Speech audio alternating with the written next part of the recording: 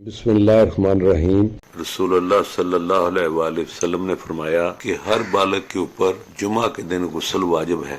रसूलुल्लाह सल्लल्लाहु अलैहि वसल्लम ने इरशाद फरमाया, जिसने जुमा के दिन गुस्ल किया और जो अच्छे कपड़े से मुयस्सर थे वो पहने, खुशबू अगर इसके पास थी तो वो भी लगाई, फिर वो नमाज जुमा के लिए हाजिर हुआ, इसकी एहतियात की कि पहले बैठे हुए लोगों की गर्दनों के ऊपर से फलांगता हुआ नहीं गया। फिर सुन्नतों और नफलों की जितनी रकातों की अल्लाह ताला ने तौफीक दी वो पढ़ी। फिर जब इमाम खुतबा देने के लिए आया तो अदब और खामोशी से इसकी तरफ मतवज्जा होकर खुतबा सुना, यहाँ तक कि नमाज पढ़कर फारग हुआ तो इस बंदे की नमाज इस जुमा और इससे पहले वाले जुमा के दरमियान के गुनाहों खताओं के लिए फारा हो जाएगी।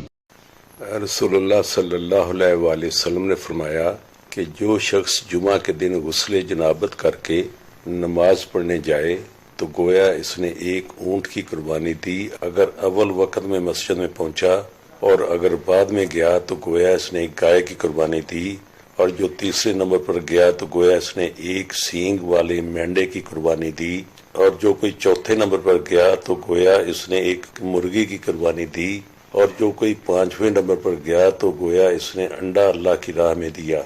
लेकिन जब इमाम खुतबा के लिए बाहर आ जाता है तो मलाइका खुतबा सुनने में मशगूल हो जाते हैं।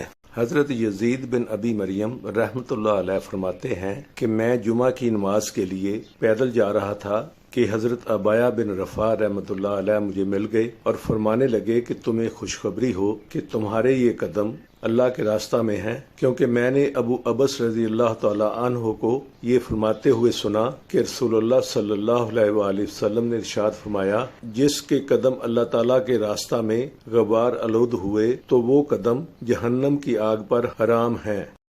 रसूलुल्लाह सल्लल्लाहु अलैहि वसल्लम ने फरमाया, हम दुनिया में तो बाद में आए लेकिन क़यामत के दिन सबसे आगे होंगे। फर्क सिर्फ ये है कि यहूद व नसारा को किताब हमसे पहले दी गई और हमें बाद में। तो ये दिन जुमा वो है जिसके बारे में अहले किताब ने इख्तलाफ किया।